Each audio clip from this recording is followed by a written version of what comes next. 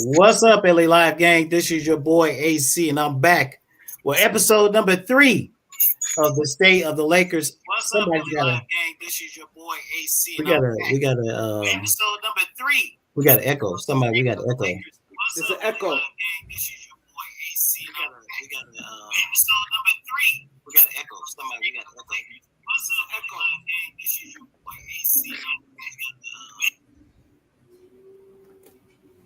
So are we good now? Yeah. Okay, Yep, that's better. cool, perfect. So we'll start over. What's up, everybody? It's your boy AC, and I'm back with episode number 3, the State of the Lakers.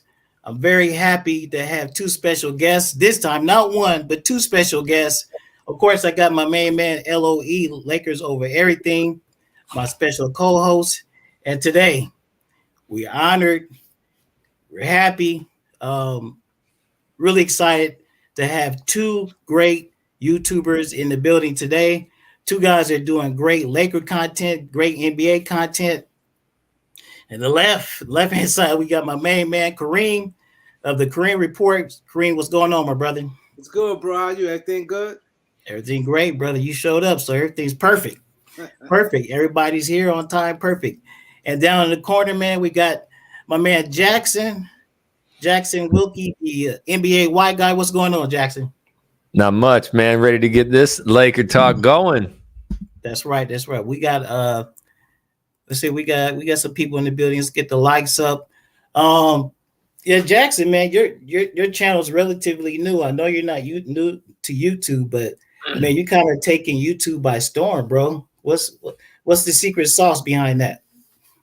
So actually, the secret sauce, one of it is finding, titles and stuff people click on. But what I found over anything is just building a character. So I think, honestly, being the NBA white guy, it's like a character. It's funny, but at the same time, I talk, like I say, all things hoops from a hooper's perspective. So I've played at basketball my whole life, played it through college, and I just I talk differently than just stats and what I see on paper. It's more like, hey, this is what happens in the locker room. And so, it's just really, you guys know the YouTube world, when you have those longer average view durations and stuff, it can just really pick up videos. And so just building the character, man. Yeah, and then 6 weeks later, man, I think you're closing in on 600 or 700,000 views, man. You got but you got monetized probably like 2 weeks. I mean, Yeah. you kind of taking the genre by storm, bro. Yep. Just going in having that character. Cool. Kareem, now we've been tight. We've been homies for over about a year now, man. Been talking about having you on, but I was like, you know what, Kareem, I gotta have you on. It's gotta be something special, man. I can't just have Kareem, me and Kareem talking. We've heard that already. I've been on your channel a couple times or whatever. I said I gotta do something special, man, because I really want to do something special that was geared to your strong suit, which is, man, the NBA. You've been following it a long time. You play ball, man. Let us know about your background, bro. Your background before you came to YouTube, as far as basketball and the NBA. Basically, my background come far. I played ball, I played AAU ball, I played against a lot of guys who's in the NBA. Like when we played AAU, I played against Damon Bailey, Allen Henderson, Aaron McKee. A lot of guys. I'm from New York. Been watching diehard Laker fans since the 80s. I grew up, I got a personal friend that I grew up that worked in the NBA office for over 25 years, I think 26 years now, I believe. So he gave me some little inside tips what's going on.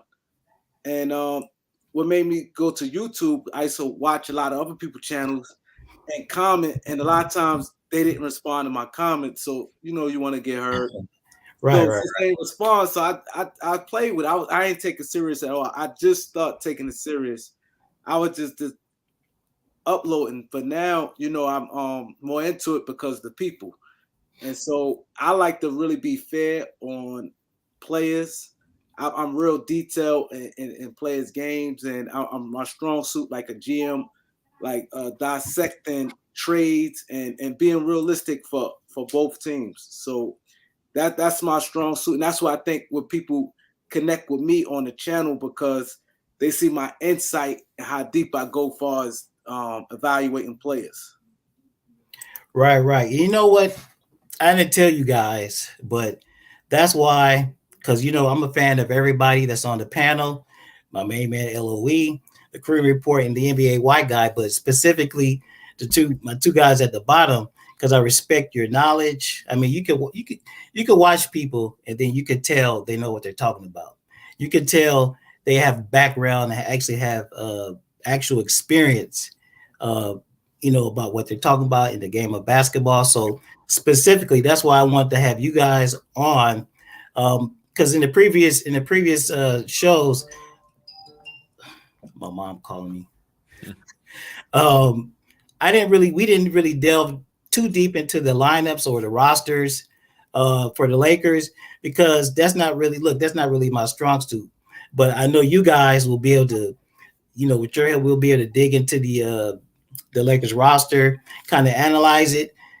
LeBron's mini camp has started today, so what we have is look like this is what we're going to be rolling with. So that's why I drafted you guys to come on. I appreciate you coming on, man. We can go ahead and get this puppy started. So I like I was just saying, man, I guess this off season is pretty much over. LeBron's mini camp is starting today. We have media day and training camp starting next week. Um, Kareem, I'm gonna go with you first, man. I want to ask you, bro. Do you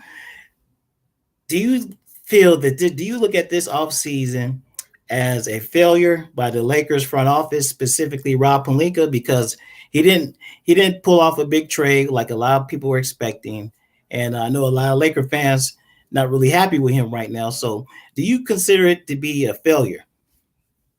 No, I don't think it's a failure because see, what a lot of people missing the point is the Rob Pelinka's doing what's right for the Lakers and doing what's right for him because the Lakers might not be his last stop. So as a general manager, you got to make the right deal. You can't just make a deal just to make a deal. Now, as we can see, look what Bogdanovich just went for. But they asked the Lakers for 2 unprotected first-round picks. So people double talk a lot. Now, had he done the two unprotected first-round pick, and a year or two later it come back and bite us, people were saying Rob is stupid. I think he did the right thing. I told you guys, I did a video, said Bogdanovich no team was giving up a first-round pick for him. I said it maybe 2 or 3 weeks ago. I got source saying no team giving up a first-round pick for him. And so is Clarkson and them. First-round picks is more valuable now than it ever been. Like before, right. It's like nobody really cares much. Now that these younger players can produce quicker because the NBA game's not physical. So now you could come in. Before you had to physically be ready. Now you could just come right in and play. Look at a guy like Bones Highland. Bones Highland came right in with the Nuggets, came in and nobody attacked him physically. So he's able to play in this league, being that weak. He's not physically strong at all, and he's able to be productive. So I applaud Rob for sticking to his guns. I think a lot of the deals was bad. I think that he should have picked up a little taller wings in part of the free agency, like bigger wings. But other than far as making any moves, nobody will never trade 2 unprotected first-round pick, even a 1 unprotected first-round pick on role players. If you look at it, it's always protection. Like I said earlier, with the Brooklyn Nets, show people if you don't put protection, come back and bite you. They didn't put protection. Right. And on the Portland Trailblazers, it turned out to be Damian Lillard. They traded him for Gerald Wallace. That was a bad deal. And for old guys like Kevin Garnett, Paul Pierce, and that deal turned out to be Jaylen Brown and Jason Tatum. When you a superstar, Kevin Durant, unprotected picks. But role players and old guys that's on the decline, you got to put protection on it. Right. I don't have a problem with Rob. Right. What you think about it, Jackson? So, and this is what I love too, because I don't get too deep into the weeds on the picks and if it works or not. I love evaluating players and chemistry.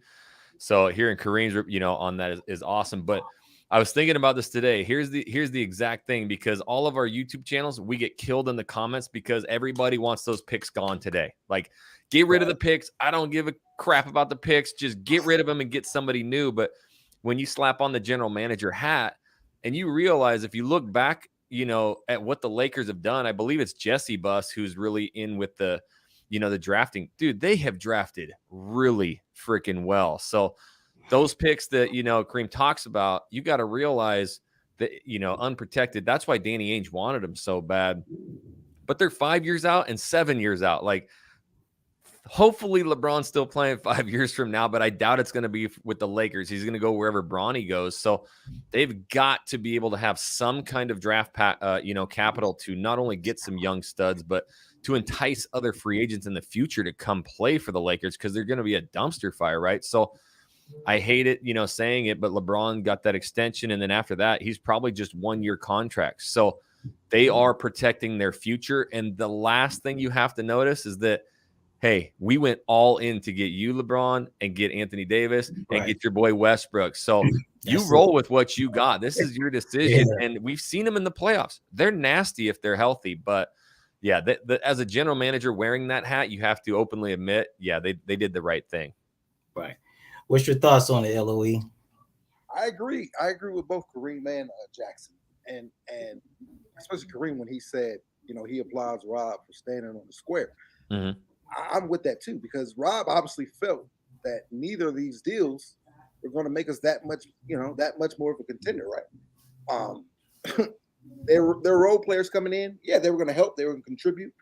But if they really felt deep down, if Rob really felt deep down, Bogdanovich and those guys, they weren't going to, catapult us up to the top of the West, then why do it? If it's just going to take it from a 7 seed to a 6 seed, for what? Why do that? And then also, by keeping the picks, it's not even just for 5 and 7 years. You never know what could happen during the course of the year. That stuff could blow up in Brooklyn, and Kyrie could become available come trade deadline. Yep. Do this deal. There's no way you could do that deal, right? Or somebody else. You never know, man. These NBA guys, they'll turn real fast, on the organization. So you want to keep yourself in position. So if giving up those picks weren't going to catapult you up for Kyrie, yeah, that was going to make a big difference. But we don't know what Miles Turner or Bogdanovich or these cats was going to do. So I applaud Rob as well. The more you think about it, and and it's just the league's not going to come and punk the Lakers, man. We're the Lakers. You're not going to punk us, man. You're not going to do that. So stand strong and let them know. It's Lakers versus the NBA. I guess let's run it. Let's do it. Yeah, I kind of think, and I know Kareem, he's been preaching this all day, but I kind of think Rob gets a lot of unfair criticism, man, because he could have very easily panicked at the trade deadline last season. There weren't a lot of deals out there for the Lakers, but people were hollering and screaming for a deal. Russ wasn't working. I was hollering and screaming too, but and they wanted him to trade for John Wall. I mean, so what if Rob would have panicked back then and traded Russ for John Wall and probably would have had to give a pick or whatever? Then we wouldn't be in the position that we were this offseason, where we still had Russ, we still had both picks, and we wouldn't have been, however you want to say it, in the running for Kyrie. It just wouldn't have happened because we wouldn't have even had the assets. So I just feel like he gets a lot of unfair criticism, man. I agree with what you said, Jackson. The Lakers probably feel, hey, we sacrificed to get you. We let go a lot of good players, cut a lot of salary to bring LeBron in. We traded half the team away to get AD, and we traded all our depth to bring in Russ. So it's like, I think the Lakers front office was just kind of like, that's it. No more sacrifice. We have what we have, and then it's pretty much going to be a sink or swim for whoever we got on the team now, man. So I think we're all kind of in agreement, man, that the Lakers are probably at this point better off standing pat rather than playing that high excessive Lakers tax for some players that weren't going to really make that big of a difference, man. Go ahead, LOE. All right, so let's move on. Another question for you boys. So obviously it looks like the Lakers are going to play a lot of small ball this year, right? We're back to that. Obviously we got Pat Bev you guys know the names: Pat Bev, Schroeder, Russ, and Kendrick Nunn. Other than those guys, we don't have any big guys, right? You got LeBron behind him, but you got Wendy Gabriel. You got JTA. Troy Brown, and JTA, right? But those are some smaller guys. So that being said, we're going to play some small ball this year. Do you guys feel that this roster can work in Darvin Ham's 4-in, 1-out system? 4-out, 1-in system. How you guys feel about that? Will this and also if you guys want to explain, you guys are basketball guys. If you want to explain how that system works a little bit for our fans and for our viewers, and do you guys feel that it will work with this roster? Yeah, so I actually did an entire video breaking this down because I broke down a bunch of the Bucks footage, and it works well. If you noticed, what they started doing was Giannis brings that ball down, so now you're bringing out the biggest and the best defender, and it creates what it does is it creates a lot of space in the center. So the frustration with the Lakers the last 2 years, what makes you just scream at the TV is they just stand. Man, it is nothing but standing still, and I can't even believe that is a system in the the NBA. And obviously they were running the hook. It was just the wrong personnel, but the whole entire career of LeBron James has been getting to the middle and kicking, and you got to have space to do that. So one, obviously with a lack of shooters, I talk about this, in the locker room, you're given a report on the other team and tendencies, right? And if they're, they average 7 points a game, you're not really worried about them shooting, so you can sag off of them. And that's what happened to the Lakers last year. But when you're moving and cutting, it's almost unguardable, right? And what it does is it makes the defenders' heads at least turn and spin, so they're not always focused straight forward. So the 4-out, 1-in, what they're going to be doing is obviously you have 2 wings, 2 corners, and the dunker spot, which everybody thinks is a big man. It's not. It's actually, it can be anybody. So you can really put anybody in that spot. It might be somewhere where you put like a Kendrick Nunn, right, who's moving, shaking, and coming off of screens for jump shots, right? But it also makes your defense respect that.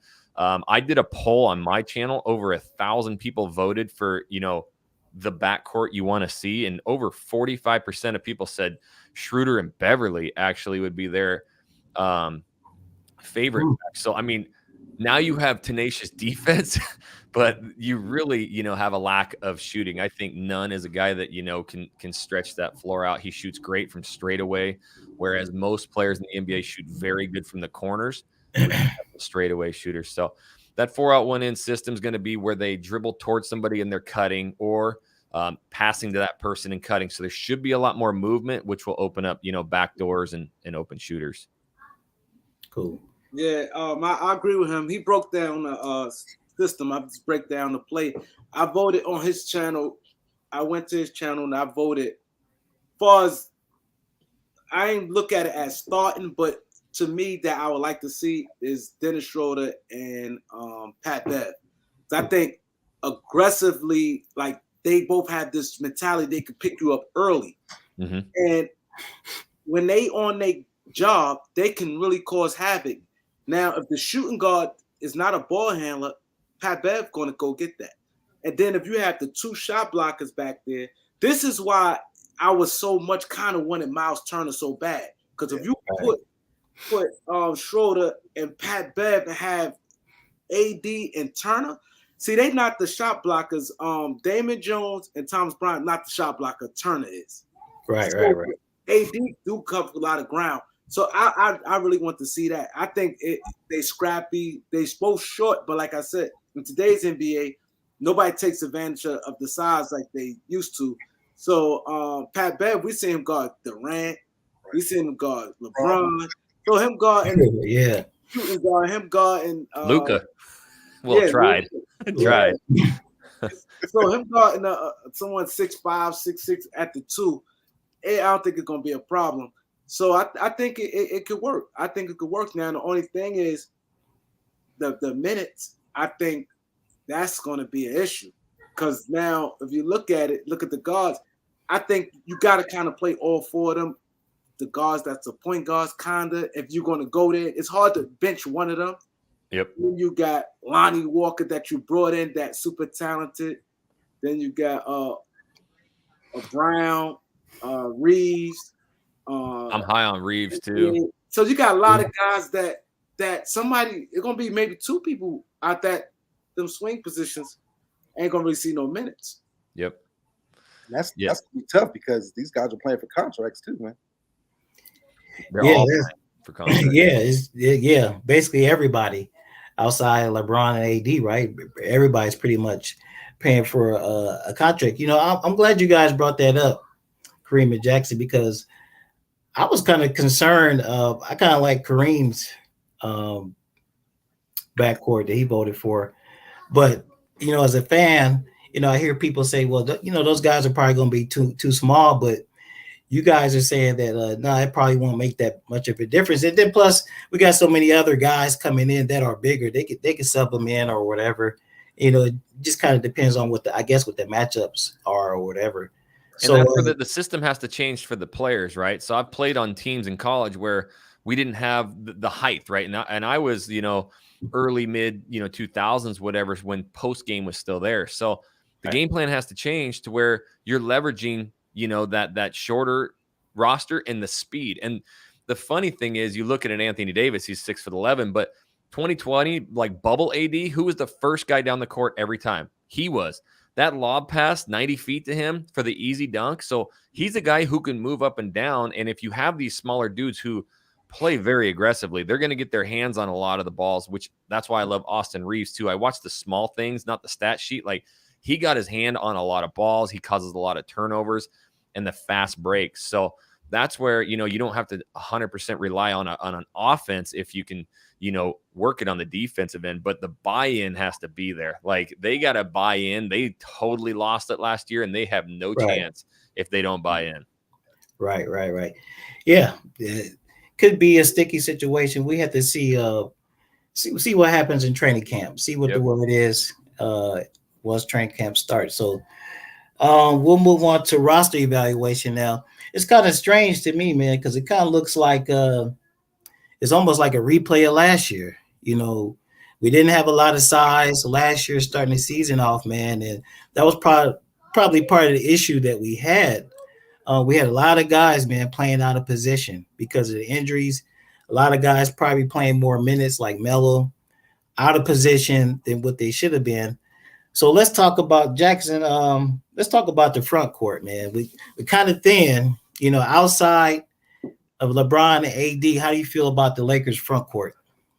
So when I watched Damian Jones on his little 10-day contracts, and I know Thomas Bryant's a little bit more of like the flat, and he's got a bigger name and reputation, but I mean, obviously, if you look at his past 5-6 seasons, he's not healthy either. I mean, he's always hurt, but he is a great player. And I actually looked at some of his stats from the past few years, and like a straightaway shooter from three, he shoots very solid. So a guy who can stretch it. But Damian Jones gives me that small reminder of like a JaVale McGee.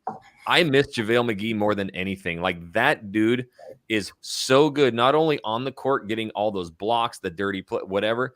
He's just so pivotal on the bench. And I don't know if Damian Jones has that bench role, but he is so long and like super sneaky lengthy. And so, you know, you talk about rim protector, and with the, you know, Turner, yes, he's a beast. But Damian Jones, very lanky, super young, can stay healthy. I'm a big fan of him. And that's just kind of my thing, is if you're going to, you know, really move Anthony Davis to this 4 position, again, a 4 out 1 in, it's not like they're really going to have to bang down low a lot. It's going to be a lot more movement on the ball. But Damian Jones is a guy that I'm like super high on. And those little brief moments I saw him, it was cool to see how many blocks he could get. He runs down the court. He can press the fast breaks. So, you know, I usually look at guys like that on teams with LeBron, who are usually trying to push tempo, you know? Right. Yeah. You know what? I think Laker fans, man, when we saw Damian Jones a couple years ago, I believe he had a couple 10-day contracts or COVID contracts or whatever it was. The guy did everything the Lakers asked for of them. You know, block shots, caught lobs, rebounded. There was no issue. And then we had to let him go to get Andre Drummond. And then San Francisco, who was it? The Queens, you know, when signed him to 2 years or whatever it was. Yep. But Laker Nation, I believe we were extremely happy about Damian Jones, and then he had to go. So I kind of feel like you do, man. I'm happy to see him back. He was one of the first guys that the Lakers actually signed. Like I think when free agency started, and he's the only one that got multiple years. Yep. How you feel about JTA, who we got from the world champs? So my personal opinion of it, like he's a great hustler and he is that mid-size wing, but he didn't make a 7-8 man rotation, in the playoffs. And you're like, well, it's the Warriors. Well, it's like, well, that's our competition, So I'm excited to watch him. I didn't get to see him much last year because his minutes were it was more of a regular season minute, but come playoffs, you didn't see him, period. So I don't have a huge opinion on him as of right now. Maybe, Kareem does more, but he's a guy who didn't make a rotation. So it just, maybe he makes ours and it just fits our system better. But, if he's not making that rotation and that's our competition, it's just another signing to me. Yeah. It seems once again, man, that the front court is pretty thin. It's pretty thin, man. And if, and maybe I'm pretty sure they're saving that 15 roster spot. It's got to go to somebody over 6'7", man. The way this team is currently constructed, it's got to go to somebody over 6'7".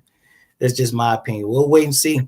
JTA, but JTA, he like you said, just to me another guy, but I think he do bring something different that the Lakers don't have. The hustle, he get the 50-50 balls. I think he do that, and like he run hard on a fast break. So I think he will have some effect there. But I don't really see him really getting any minutes unless he play real well and we really need a taller guy out there. And I think that to see the difference between the shooting guards and the small forward, the guys that play the three, you kind of need some size on them because they play kind of big. Like they got more like unstoppable shots, like the Brandon Ingram, the Jason Tatum, the Paul George, the Kevin Durant.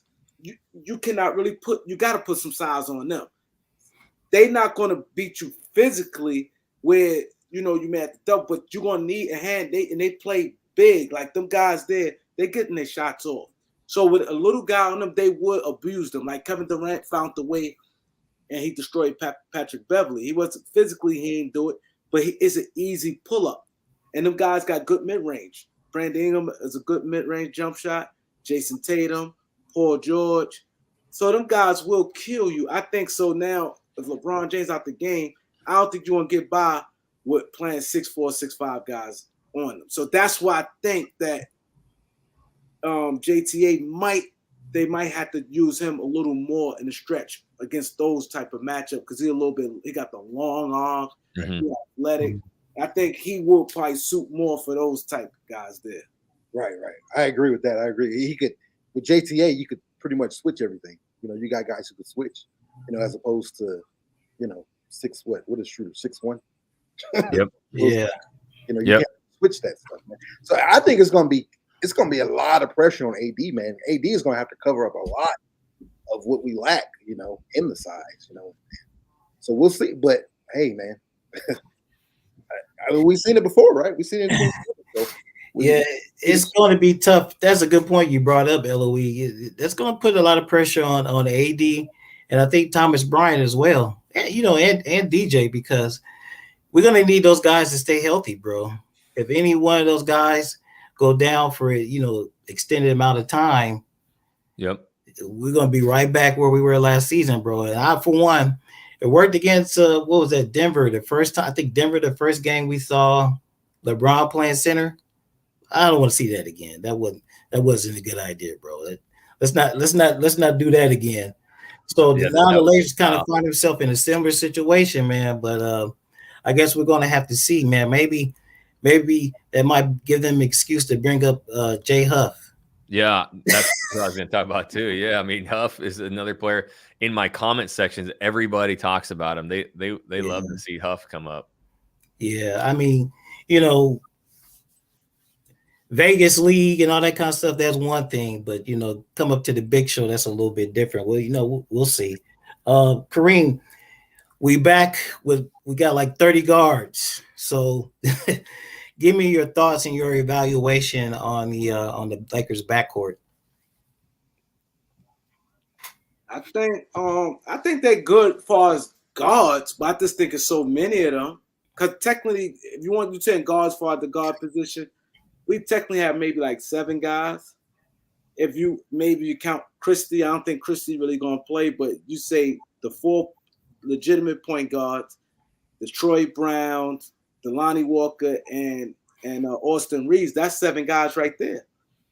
And then if you want to count Max Christie, that's 8. 8 that's legitimate guards, like they natural position.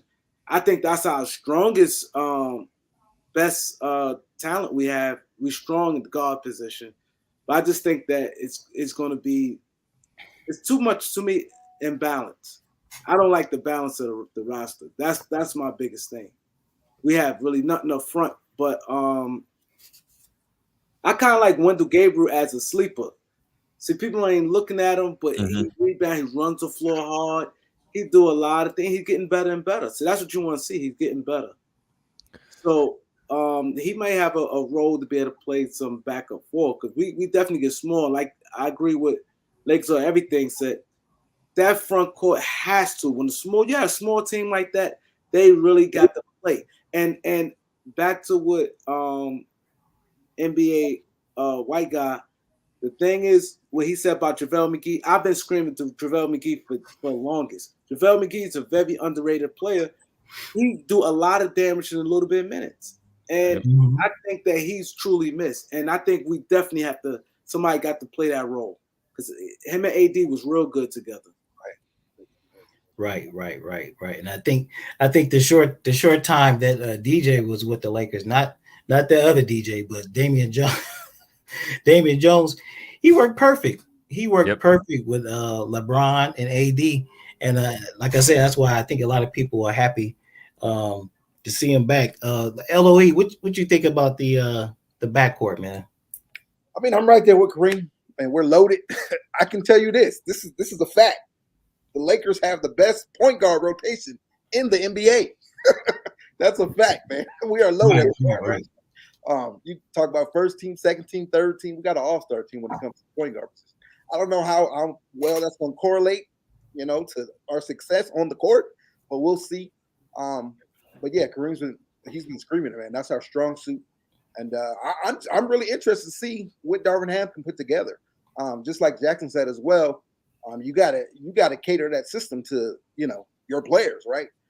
You can run that system, but you're gonna have to. I mean, obviously. We don't have the shooters, right? I saw Elder say that over there in the chat. We don't have the shooters, but with a guy like we keep talking about DJ, he can stretch the floor vertically, right?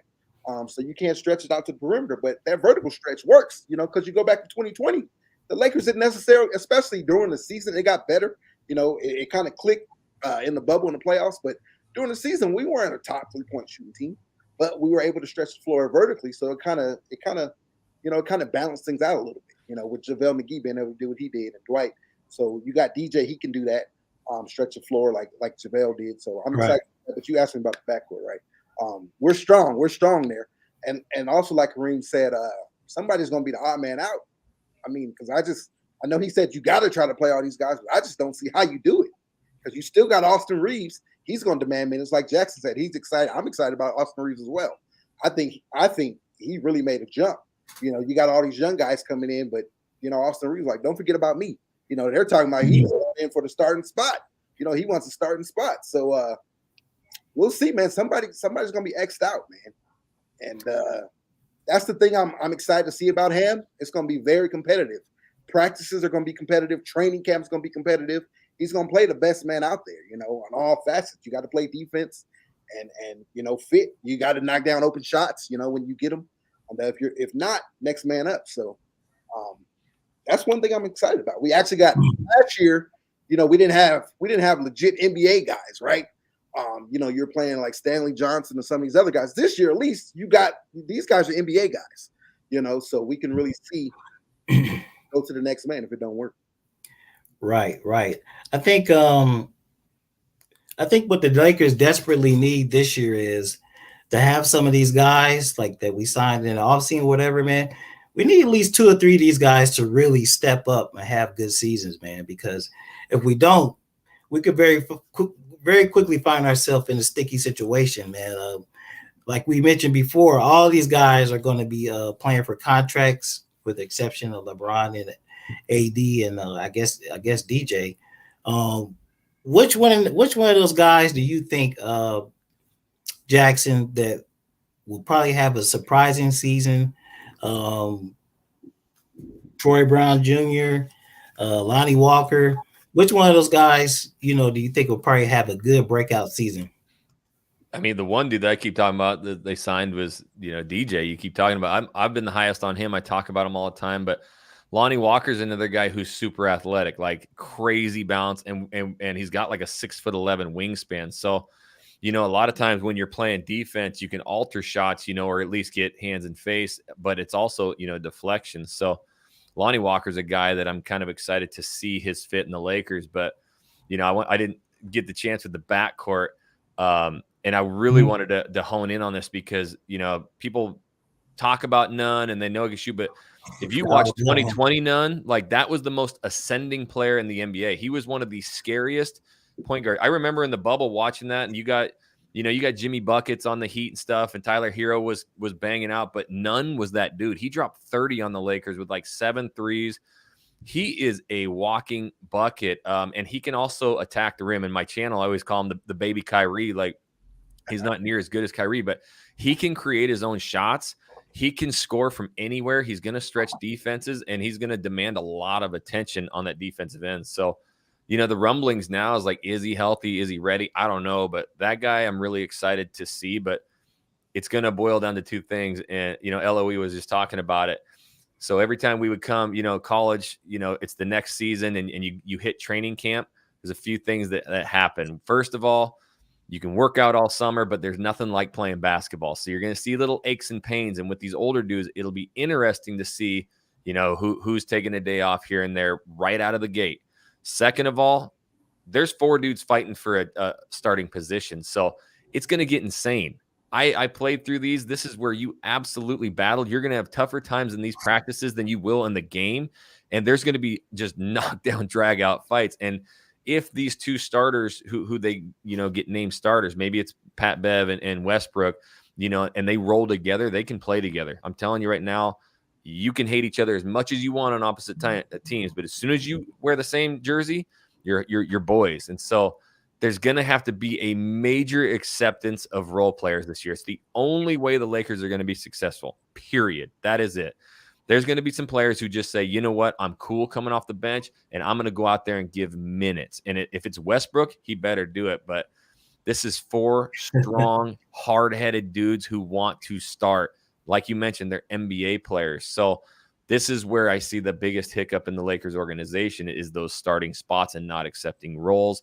And that's what causes the chemistry issues, the not talking issues. If you look at every major championship team, they're tight as glue, dude. They hang out every single day. They are very tight. That 2020 bubble run, those dudes were freaking hyped, man. It was so exciting to see. So that's kind of my take on what I really feel, for the backcourt. If we need shooting desperately, it's got to be Nunn. If we need a little height, it's got to be Reeves. He's got to get minutes. Maybe this dude Cole Swider comes up. He's 6'9". He could light it up. I don't know, if he can do that or not. But we got to get some height and we got to get some role players for sure. Yeah, that's one thing I remember about 2020, man. Even like I said, the reports coming out of training camp, it seemed like we're all on one page. Yep. And from the very beginning, everybody knew their roles. Yep. They accepted them. And that's why that team was able to take off, man. That team, that was a team Rob threw together at the last minute, basically, because we were waiting for Kawhi. But he had a backup plan. He had Danny Green waiting, he had Boogie waiting, and he threw it all together, and it worked. And they took off. And part of that, a big part of that, was the chemistry they developed right in the beginning, and then they took off. Is this team going to be able to do that? I guess we have to wait and see, man. But that's what we're going to see in training camp, because it's going to get competitive. Darvin Ham's an old school coach. So with Frank Vogel, he came in and he let these players kind of walk on him. And Westbrook, we paid big money for him, so he's just starting. I think Ham's almost playing more of this like college coach role, like go out and earn it. it's your spot right now. But go, whoever earns it. And if he can get that respect in the locker room, Coach Hant, because he has to get the respect first of all. That's what's going to make the success of the season. Right. Kareem, I want you to give me your Lakers, as a roster currently stands right now. Give me your Lakers starting five and kind of give me your ideology behind it. Why you want these five guys to start? At center, Thomas Bryant. I think Thomas Bryant, to go to your question, I didn't get the answer about the Lakers that can make an impact. I say Thomas Bryant. When you watch Thomas Bryant play, he runs the floor hard and he constantly moving. I think with LeBron James, he's going to get a lot of easy layups, dunks. Even with AD, may cause some double team. Thomas Bryant works hard, nonstop running. He runs the break hard. So I think he's going to get a lot of bunnies. And I think that his outside shooting, I like Damon Jones' defense better. But Thomas Bryant, I just think he's going to get a lot of gimmies. So I say Thomas Bryant, AD, Bron. You got to put Westbrook in there, and maybe Westbrook and Nunn. I say Westbrook and Kendrick Nunn. And the reason why I said that, because I think Pat Bev and Dennis Schroeder, I think them guys could give you more of a lift coming off the bench. Then that's why I said I'll pick Nunn and Westbrook. Because them guys, I think, come off the bench, they can get it done for you. Because the bench is game changers. Pat Bev with his antics, and Dennis Schroeder kind of got little antics with him. So that's why I said I think Nunn and Westbrook, because they bigger, and then Nunn, like he was saying earlier, Nunn outside shooting, his scoring ability. That's why I say that. That's my starting five. Mm-hmm. What about you, Jackson? So when it comes to hoops, man, it's like the starting five isn't as important as the finishing five. So really, that starting five, I would love to see Damian Jones in there just for that big man presence of blocking shots. I think Thomas Bryant's great too. And when you say run the court, if we get a healthy AD, that's what he specializes in. Him and Braun had that connection.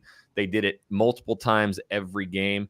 But I don't think you could go wrong with either one of them at the five. But then it's an obvious, Braun, AD, and then I love having, like he said, he mixed up the guards perfectly. You got to have one that can kind of at least score and one that can play the tenacious defense.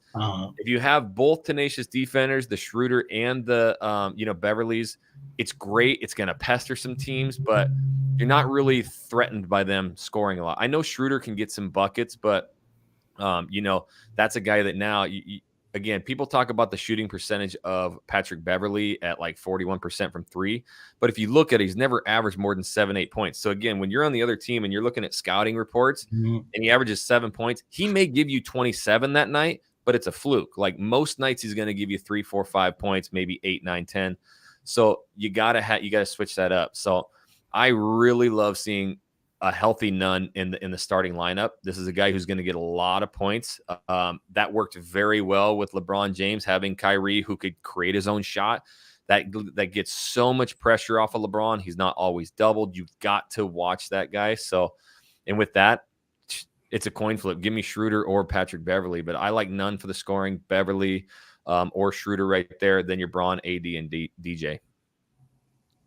What about you, LOE? I like I'm gonna go with Kareem. I like Thomas Bryant at the center, just because he can stretch the floor. But DJ, I mean, either or, man. I think it's gonna come down with those two guys. Whoever takes it in camp. I mean, I like either direction you go, but personally, right now, I'll throw in Thomas Bryant just because he can stretch the floor a bit. Of course, AD, LeBron, and then at point guard, I'll start Pat Bev for his defense. Well, I don't know, because I think right now I'm leaning a little more towards Austin Reeves, because I think he's gonna make a big jump. I think he's gonna surprise a lot of people this year, man. So I'm leaning towards starting Reeves. So if I'm doing that, And I don't know who I'm putting at that point guard. Man. I said it a couple times. I might just start Russ, just ceremoniously, right? You start him, and then you kind of take him out after a couple minutes and have him run with the second unit. So I'll probably do that. But like Jackson mentioned, that closing lineup, that's much more important when it comes down to that. And then you guys mentioned Nunn.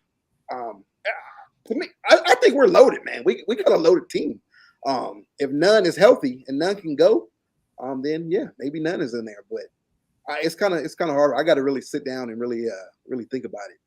And I guess after watch some preseason games, then I could really kind of evaluate this and throw out a solid lineup with the in the backcourt particularly. The front court, I think that's pretty much made. I guess you could throw DJ there, but I think Thomas Bryant, he'll get that spot. Also, you go back to remember Thomas Bryant? He was considered in the Celtics, and he kind of told the Celtics no to come to the Lakers. So I don't know, the Lakers probably told him, you got an opportunity to start here, obviously. We'll see who goes in and takes it. Yeah, we'll see. Jackson, what are the odds, do you think, of Russell Westbrook accepting a bench role for the Lakers, not starting? How do you think he's going to accept that? 0. I forgot to mention it in my starting 5. If we could convince Westbrook to come off the bench and play the second team unit, dribble the air out of the ball, and be Russ, like triple double Russ, it would be the greatest role of all time. Like, he would go kill. I just don't see him doing that. We saw it all last season. He doesn't want to change. He's hard-headed. I see this season he's already working on tweaking his shot. Doesn't matter. As soon as you start missing game time, your head starts going crazy. You go back to your original shot and you're trying to figure stuff out. But I think there's almost a 0% chance that he wants to come off the bench. But if he did, it would be electric, I think. I think he would have a really big rebound to his career and respect and almost run that kind of sixth man role. He could finish games if he's hot and he's feeling it too. Coming off that bench, but that second unit and running it, he would be electric out there. Kareem, any chance, Kareem, that Russ would humble himself, man, and come off the bench? In your opinion? I don't see it right now because I think that he better than all them guys. That's in the league. It's hard to convince a guy, and none of these guys showed that they better than him. So that I don't think that he would accept it. And I agree with he said. That's a good point. Where he said you change your shot. Like people talk about Ben Simmons, I argue people all the time. It looks all good in practice, but when it start missing in games, it's a big difference. Like I tell people, like you said earlier, I don't care what somebody did in summer league. I don't care what somebody doing in practice. It's a big difference. The competition, who you doing against, the competition there. So, like he said, his jump shot. That's why I ain't do no videos about his new jump shot because in the game it's going to change. So I just did a video on it because it won't work. He tried changing it last season, and I've been there. Sorry, my kids are screaming, but I've been there before, and actually I did it in college where I changed my free throw shot, and I was wet all summer. But in the games, when my adrenaline was going, or if I got a little bit more tired, I would miss it a little bit. And next thing you know, it's in my head. And so each one I was changing each time. And if you watched Westbrook last season, when he was shooting it off the backboard and airballing, he was holding that arm up there mechanically. So you could tell he was thinking about mechanics on every shot instead of just being an athlete. Right. And we're not going to beat this. We're not going to beat a dead horse with this Russ situation, man. His mental space wasn't all together last season, man. We just hope that this season is a different, it's a different story, and he's ready to be a team player, man. I guess the best thing we could do is just hope and keep our fingers crossed, man, because last year it just didn't seem like he was too willing to change. He just wasn't with the program. So with this being a contract season for him, he's got to kind of capitulate a little bit, man. But with a guy like Russ, it just doesn't really seem like he's really too open to being much different, than he was in the past. Before we wrap up, guys, I want to ask you, man. Like I said, LeBron's mini camp has already started. I already heard you say, Kareem. I don't think Rob is going to trade anybody between now and training camp. I said Russ, not anybody. Well, Mainly, okay, mainly right, Russ. right.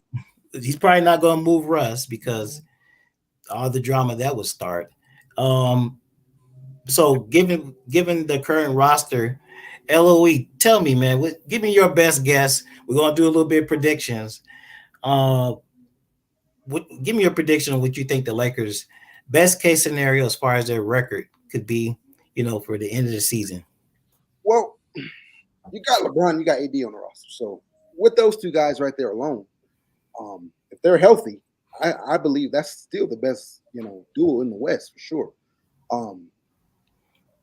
So of course, knock on wood that everyone stays healthy. If so, and these guys buy in, I mean, I could see us possibly dodging that play in and getting up to a 6 seed. I can see that, with especially if AD comes out and gives us that top five version of AD, top five player in NBA version of AD.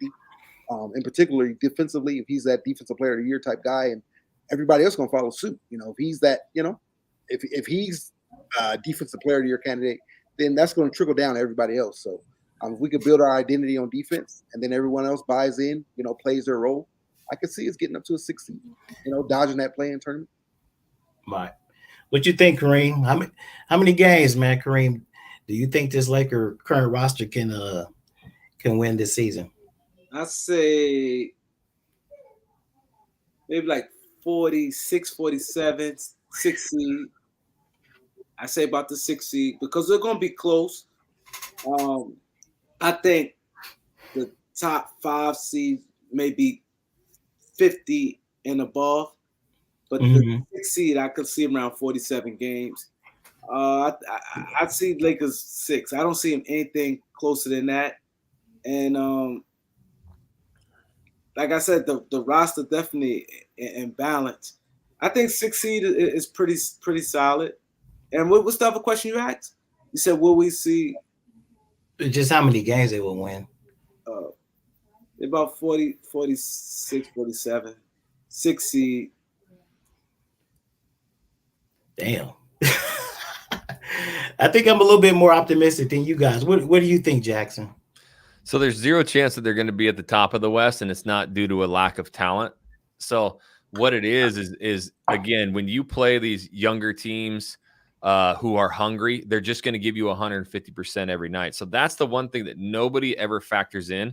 LeBron plays the best version of every team every single night. So he's going to get these teams 150% effort every night. You go to any one of these just trash teams. You can go to the Sacramento Kings. That stadium's going to be full for the Lakers night, right? Any other game, it's going to be empty. So there's just a lot more pressure on these players, which is why I'm big on confident players. I love confidence, right? And that's what, Westbrook, he kind of shook that last season. If you look at them before, the bubble run 29 when Braun was playing well, all the youngins, he had him at the 4th seed until he went down Christmas Day with the groin injury. And those dudes weren't shooters. Those dudes were young, unproven, but he can get people to the right spots if they buy in. That young team was hustling and they were playing hard. So I think easily, if they stay healthy, they can get into this, 6 seed, even play in whatever and get into the playoffs. That's where I see him dangerous because obviously bubble run, we saw it. And everybody wants to write off the next year that they got beat by the Suns. They were toying with the Suns for 2 games. They were playing with them. Like LeBron's doing the salsa. It was game over. They literally were going to sweep the Suns that series. On a bad ankle. And AD goes down, and next thing you know, they're trash. And the Suns go all the way to the finals. So, look, this is I get it, man. I've played in these games, and when you play these young, hungry teams who have everything, to prove and nothing to lose, you're gonna lose a lot of games throughout the season. The one thing I hated last season, they lost every single game in overtime. Just trash in overtime. So, 1, try to eliminate those, but 2, they've got to bring that effort. I love the Patrick Beverley signing, not for scoring, not for anything other than just getting into these dudes' asses all game long and expecting the best out of them. So I think that's a huge sign just for that reason alone. Right. Yeah, I'm trying to be optimistic. I think they can win. I think they could, Kareem. I think they could pull out 50 games, bro. Um, but what you said, Jackson, that is true, man. These guys, they're gonna want to beat LeBron every game. And what we do know for a fact is LeBron will be 38 in about 60 days, and we just know that he can't put the pedal to the metal every game. It's Nope, he ain't just gonna do it till the playoffs. right, exactly, and he knows he's got to preserve himself and all that kind of stuff for the playoffs, man. So yeah, that's a top four team. I don't see it, but I think you guys are right around about the fifth or sixth seed, man. I say about 50 games, but we'll see, man. But I told you guys we'd do about an hour. We're right up against it, man. So salute to everybody in the chat. Salute to Straightway Georgia Elder with the $50 super chat. I really appreciate you guys coming on, man. My brother LOE, thanks for helping me out. Jackson, was a pleasure meeting my brother, man. Jackson's a super cool dude, man. I hit him up. He answered right back. He was like, do it. Didn't make any demands or anything like that, man. I appreciate that, bro. I really do. When you get to talk hoops, there's nothing better, right? Exactly, man. Kareem, as always, man. We talk just about every day, man. Me and LOE talk about every day, and I really appreciate you guys coming through, man. Salute to everybody in the chat. I want to salute Jackson. I appreciate him coming on. Also, I've been watching him. He's doing good things. I want to salute you, LA. Also, you, LOE. I appreciate you. You know what I'm saying? You passionate. You know what I'm saying? Like he said, it's not like Laker talk, man. Basketball talk in general. You know what I'm saying? So I definitely appreciate all you guys that's on this panel, and it been great. You know what I mean? It's a salute, Elder. Elder, stay supporting, man. I appreciate Elder supporting, and I just think that we all got one goal to the Lakers to win. So that's always a good thing there. Right. You got any closing remarks, LOE? Oh man, it's been fun. I'm just happy. I'm here with you guys. Like Kareem said, man, it's crazy how we come together, talk some Lakers basketball. Man, he's all the way there on the East Coast. Of course, me and AC. I don't know where Jackson is. I'm in Houston now. Okay, so look at man, we all over the place. LA, New York, Houston. It's amazing. We could all come together. And just a quick plug. Kareem and Elder show going live as soon as we get off here. So man, everybody, y'all want to keep talking? Let's head over there, man. Let's talk over there. Right. And I just want to say this one thing, man. YouTube is a great platform. Everybody can get on and do their thing or whatever. One of the reasons why I want to do these series, man, because I see a lot of drama sometimes and beef on YouTube. That's not something I want to be a part of. And I don't think there's no room for it, because even though we're all doing kind of similar content, man, I think there's room for everybody. And that's why I want to do these collabs. There's no competition, because ultimately the people who watch YouTube, you know what I'm saying, they're going to choose who they want to watch, and somebody's going to be on top, and that's just the way it is. But it doesn't mean just because you're not on top, you got to just look down on everybody else, man. So salute to the Kareem Report, salute to Jackson. These guys are much bigger channels, much bigger. Jackson just went right past me, but much bigger platforms, much more views than mine, man. And I appreciate you guys coming down to a little channel like mine's and spending an hour with me, man, doing Laker talk. I really appreciate it. Once again, thanks again to LOE for helping me out on the broadcast. And we'll keep our fingers crossed for the Lakers. Anyway, guys, like I always say, this is your boy AC, LA Sports Live. I will wrap with you guys later. Somebody go ahead and hit that outro for me.